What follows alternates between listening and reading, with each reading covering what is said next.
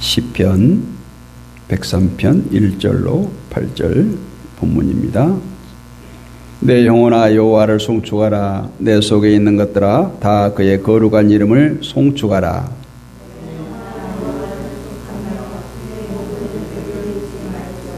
그가 내 모든 죄악을 사하시며 내 모든 병을 고치시며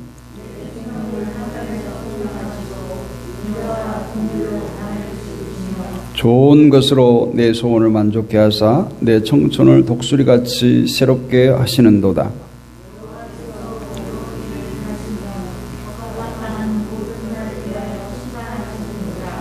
그의 행위를 모세에게 그의 행사를 이스라엘 자손에게 알리셨도다.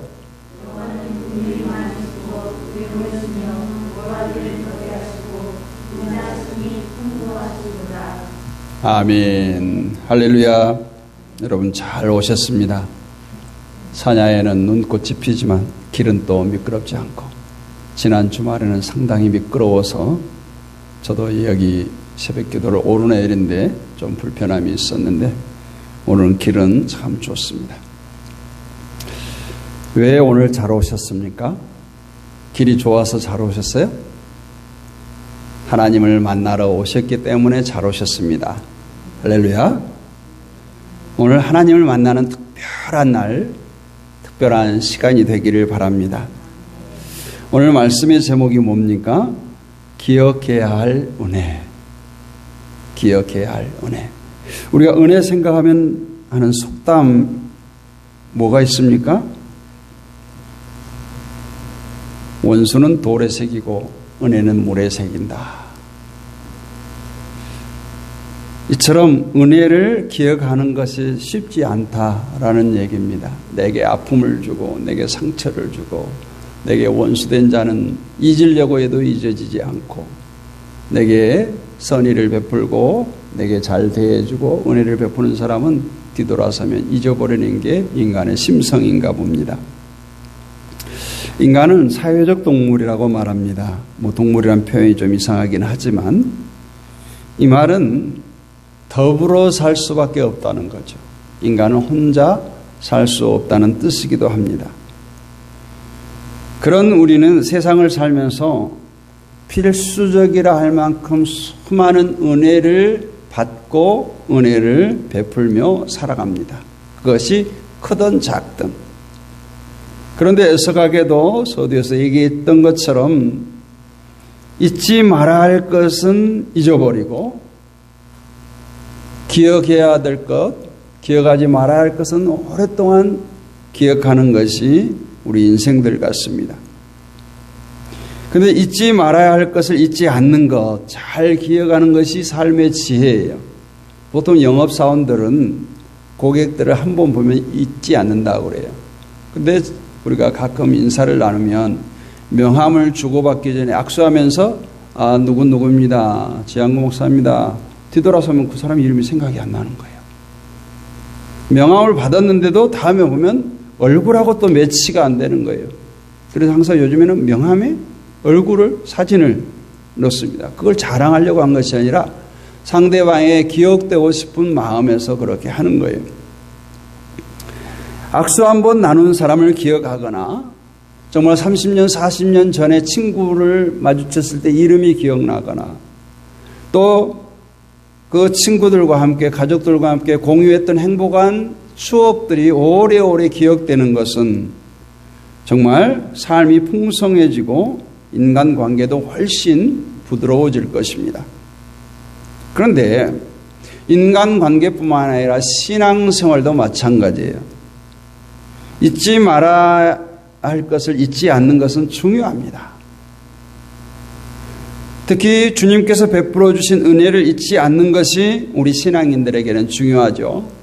지금은 사순절 기간인데, 그래서 우리가 주님의 은혜를 억지로라도 생각해야 되는 게 사순절 기간인 거예요. 곱씹어 보는 거예요. 아니, 하나하나 내가 매일 일기장에 메모를 하는 것처럼 오늘 내게 하나님께서 주신 은혜가 뭐지? 아니, 과거에 내가 받았던 은혜가 뭐지? 이렇게 한번 적어보고 기록해보는 것도 좋으리라 생각됩니다. 오늘 본문의 시인은 그 점을 깊이 간파하고 있어요. 그래서 자신의 영혼을 향해서 지금 소리치고 있는 거예요. 누구에게 외치는 소리가 아니에요. 자신을 향해서 지금 외치고 있습니다. 내 영혼아, 내 영혼아. 수신자를 부르는데 그 수신자가 자신인 거예요. 여호와를 송축하라. 내 속에 있는 것들아 다 그의 거룩한 이름을 송축하라. 우리는 이렇게 종종 자신을 향해서 외칠 필요가 있어요. 자신을 향해서 당부할 필요가 있어요. 다짐할 필요가 있다라는 얘기입니다. 신앙생활은 물론 주님의 은혜를 받은 것으로부터 출발하는 거예요. 내가 정말 믿음이 좋아서 신앙생활을 열심히 하는 거 아니에요. 우리가 새벽마다 로마서를 통해서 보고 있지만 모든 것이 전적으로 하나님의 은혜임을 잊지 않아야 됩니다. 잊지 않기 위해서 적극적으로 우리의 의지력을 발동하고 사고의 세계를 통제할 수 있어야 돼요. 그냥 방치하면 안 된다는 거예요. 방치하면 다 잊어먹게 돼요. 우리 기억이라는 것이, 이 메모리라는 것이 한계가 있어요. 그래서 어느 정도 기억의 공간이 차면은 더 기억이 안 된다고 해요. 많은 사람들이 늙어서 기억력이 떨어진다 생각하는데 기억의 공간이 그만큼 차기 때문에 그런다고 해요. 이런 측면을 무시하게 되면 은혜를 받는 삶을 살아간다 해도 신앙생활이 가난해져요. 풍성함이 없어요. 늘 불평, 불만, 부족 이런 것들만 찾게 되어지고 생각나게 되어진다는 것입니다. 그러면 우리가 잊지 말아야 할 주님의 은혜가 뭔가, 어떤 것이 있는가를 오늘 본문을 살펴보면서 한번 나눠보겠습니다. 첫 번째로 우리의 모든 죄를 용서해 주신다라고 말씀하십니다. 오늘 3절에서도 말씀하고 있고 8절로 10절에서도 말씀하고 있는데 내 모든 죄를 사하시며 라고 해요. 정말 우리가 하나님께서 우리의 죄를 사해 주시지 않았더라면 우리는 뭐예요? 죄악으로 멸망할 수밖에 없는, 세상 가운데 버려질 수밖에 없는 그런 존재들이었어요. 그러한 하나님께서 우리의 모든 죄를 용서해 주신다는 이 점을 우리는 기억해야 할 줄로 믿습니다. 그런데 이 은혜가 현대인들에게 별로 감동이 없어요. 아니, 점점 은혜가 식어져 가고 있어요. 아니, 때로는 적대감조차 불러일으키기도 합니다.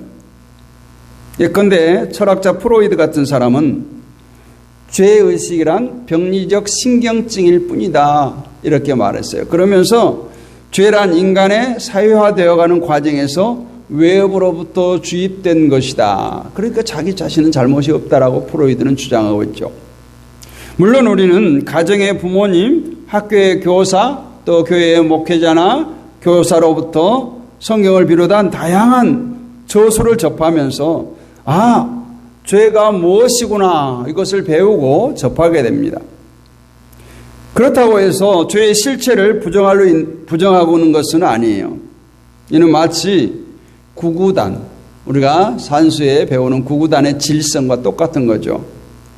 어린이는 구구단을 누구한테 배워요? 부모님과 교사에게 배워요. 거기에 토를 달지 않습니다. 뭐 5일은 5야 하면은 그런가 보다 하고 끄덕여요. 고개 끄덕인단 말이에요. 거기에 토를 달지 않아요. 그래서 자신도 모르게 그것을 진리로 배워가는 겁니다. 그래서 그 실체를 부모나 교사를 통해서, 선배를 통해서 배웁니다. 이런 설명은 도덕법에도 그대로 적용되어져요. 언젠가 한 연쇄 살인범이 첫 공판이 열렸어요. 그런데 그 법정에서 이렇게 말합니다. 그냥 담배를 피우는 것처럼 사람을 죽이고 싶은 충동을 느낀다는 거예요. 그래서 감옥에 있어서 힘든 게 뭐냐 모르니까 사람을 죽이지 못한 것이 너무 힘들다는 거예요. 그러면서 살해한 뒤에 죽은 사람을 보면 말로 표현할 수 없는 희열을 느낀다는 거예요. 얼마나 큰 병이에요. 그러면서 피해자에 대해 전혀 미안한 마음이 든 적이 없다. 그는 사회로부터 배운 죄에 대한 개념을 전부 거부했어요. 그러면서 그는 내가 죽는 게 두렵기는 하지만 여러 사람을 죽였으니까 나는 당연히 사형 선고를 받는 것이 마땅합니다. 이렇게 얘기를 했어요. 마음 깊은 밑바닥에 자리 잡고 있는 양심과 도덕법이라는 것이 그가 죄인이라는 것을 가르쳐주고 있었던 것입니다. 죄인이란 단어의 거부감을 느끼는 또 다른 이유는 죄를 단순히 도덕적 차원에서 규정하려고 하기 때문에 그래요. 나는 남에게 특별히 해를 끼친 적이 없다. 나는 특별히 교통법규를 어긴다거나 나라의 국가의 법을 어긴 적이 없다. 이렇게 말하면서 성실하고 자신의 정직한 삶을 살아간다면 죄인이란 말을 내게 하는 것을 듣지 않으려고 하는 거예요. 그러나 우리가 탕자의 비유를 살펴보면 죄는 그보다 더한 차원의 상태를 말하고 있다는 것을 알 수 있습니다.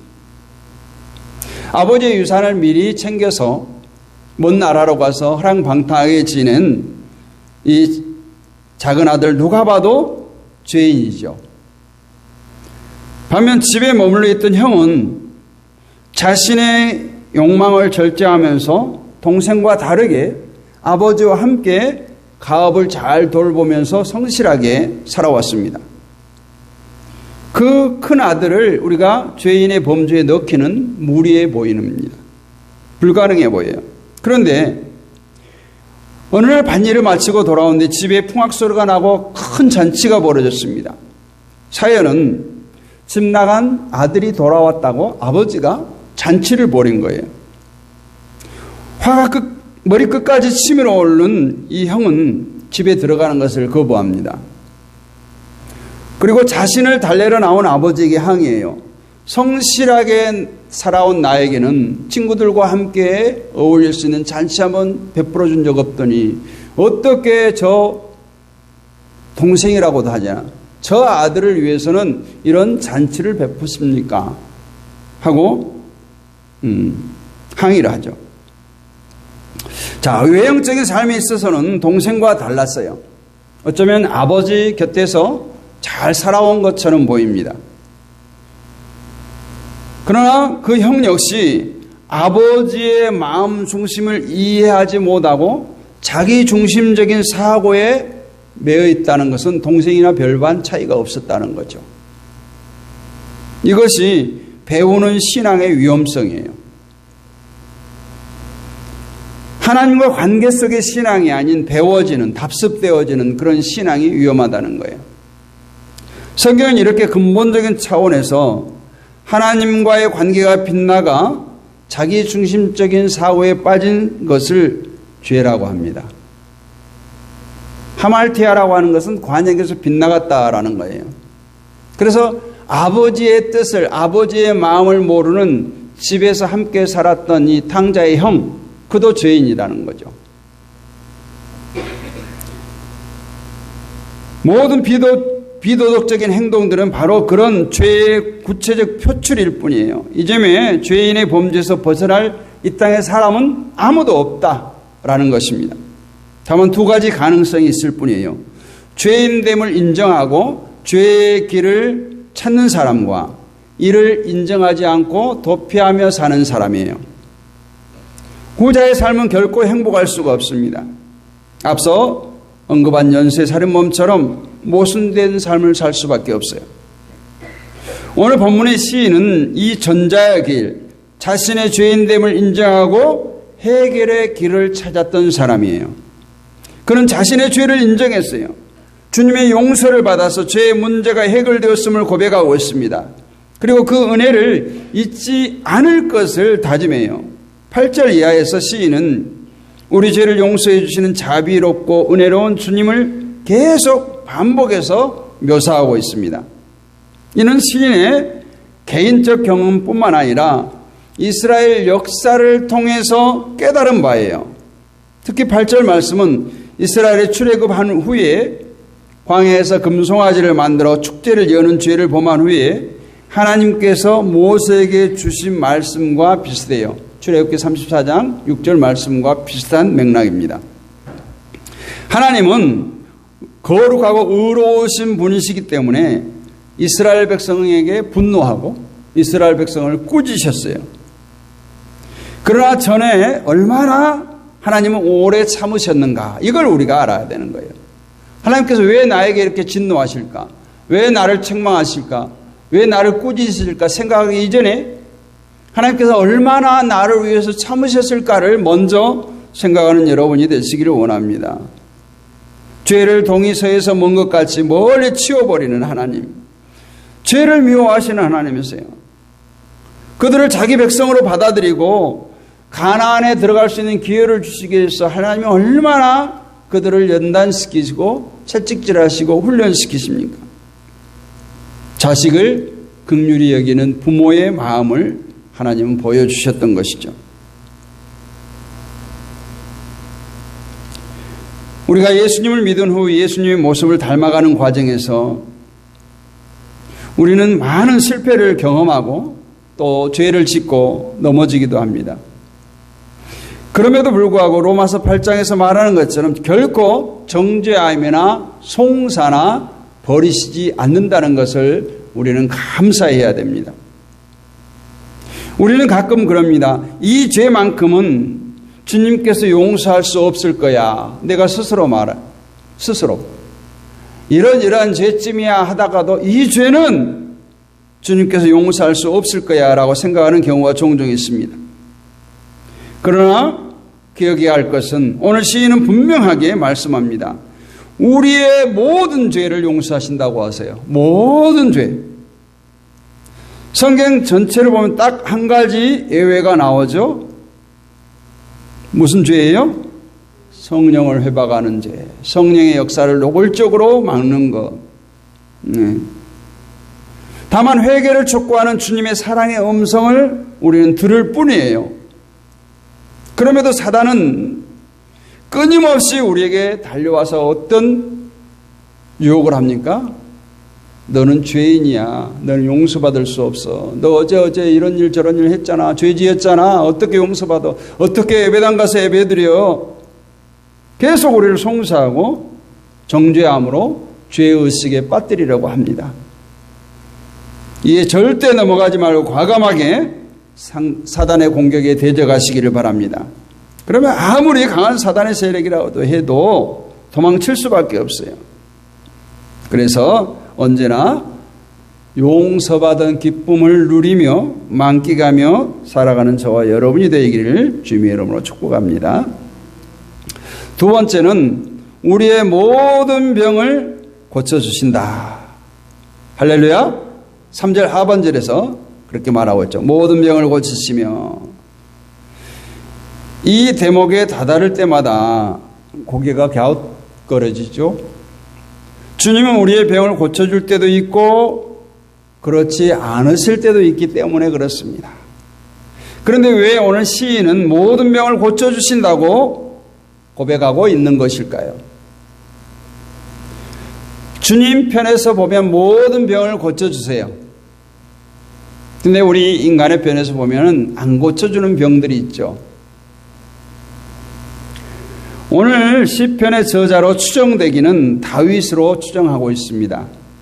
다윗 자신이 밧세바를 통해서 얻은 아들이 병들 때 금식하고 기도했는데 그 아이가 죽어요. 죽고 나니까 기분이 좋아져. 하나님 찬양해. 죽기 전에는 금식하고 그랬는데 죽고 나니까 밥을 잘 먹어요. 그 사람이 오늘 모든 병을 고쳐주신다고 이렇게 기록하고 있어요. 다만 모든 병을 고칠 수 있는 하나님의 능력, 그리고 근본적으로 모든 병을 고쳐주시기를 원하는 하나님의 마음에 대한 신앙의 표현이 오늘 모든 병을 고치시며 라고 말씀하고 있는 거예요. 강조를 위한 일종의 문학적 표현이다. 이렇게 볼 수 있습니다. 그래도 의문이 남겠죠. 왜 모든 죄를 말씀하신 대로 다 용서해 주시는데 모든 병은 다 고쳐주지 않을까?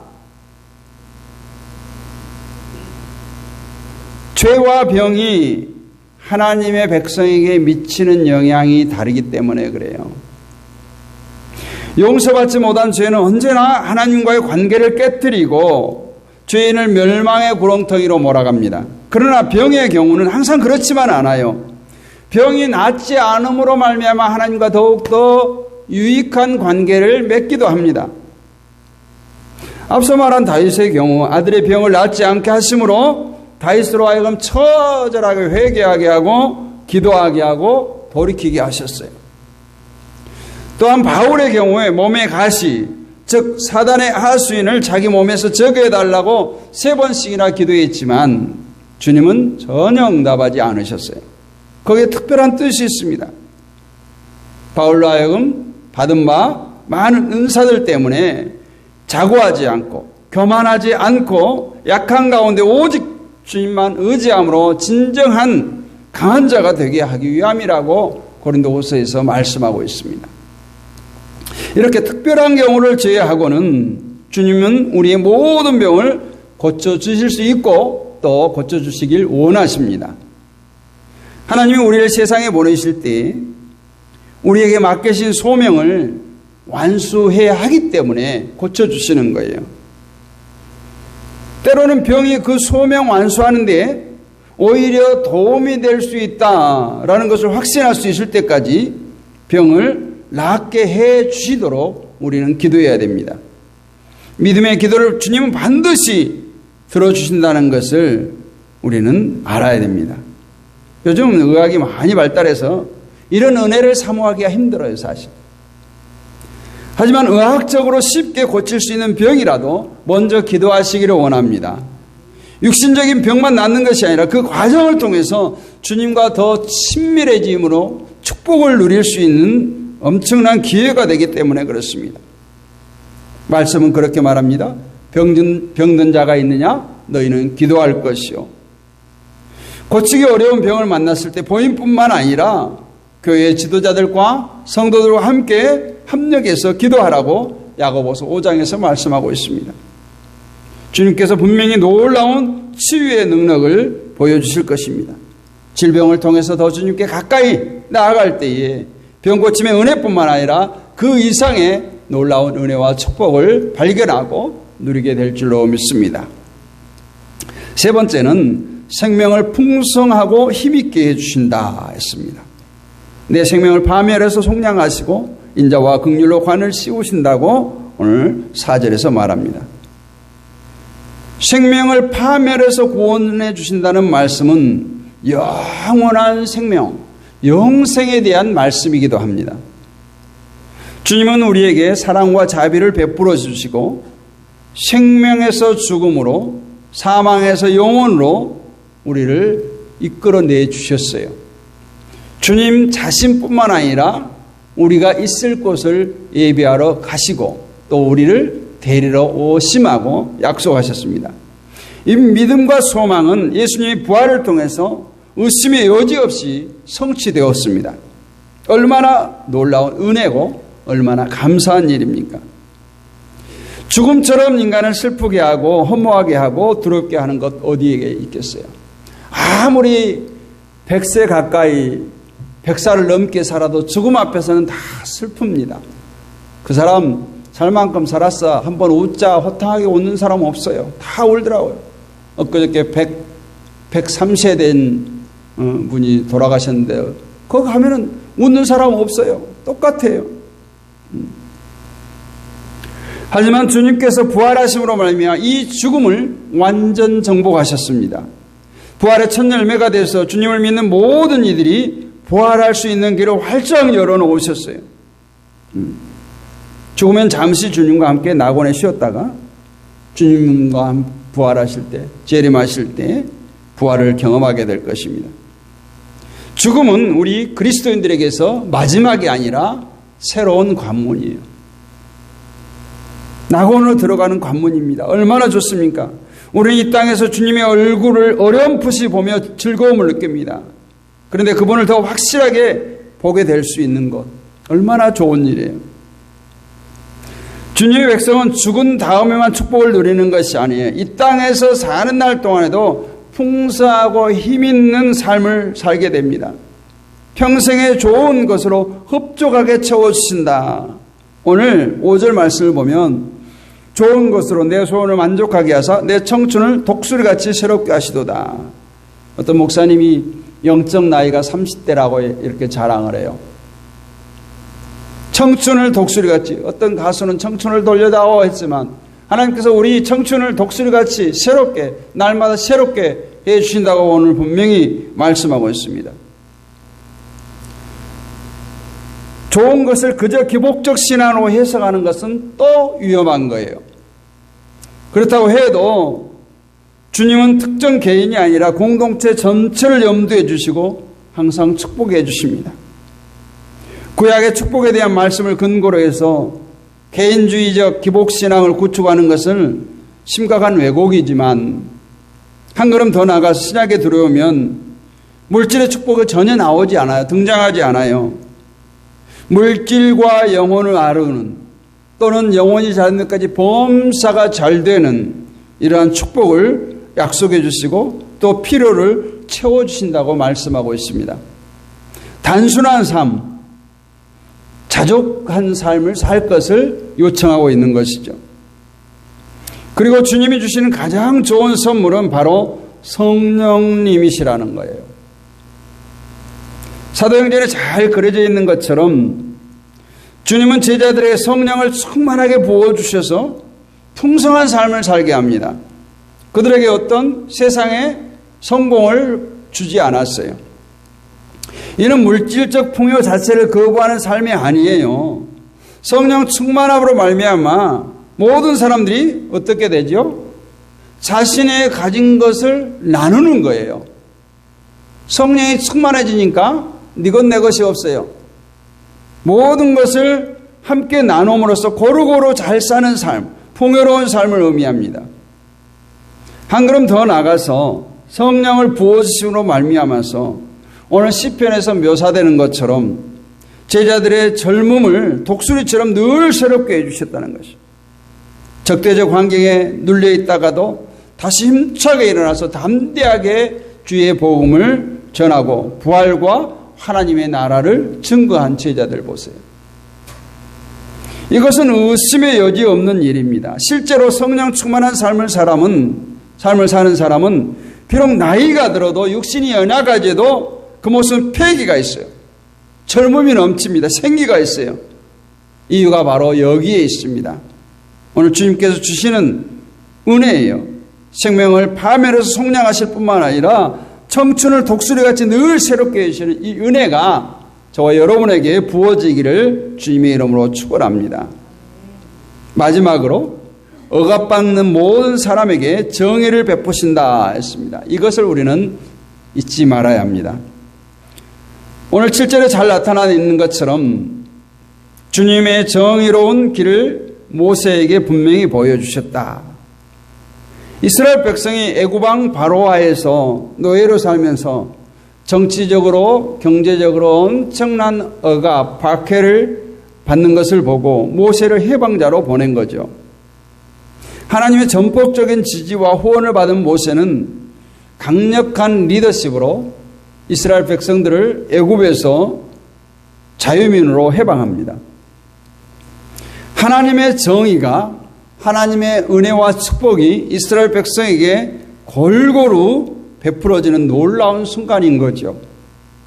사회적 약자의 권리를 확실하게 보호하는 하나님의 정의가 담긴 율법을 모세에게 주셨습니다.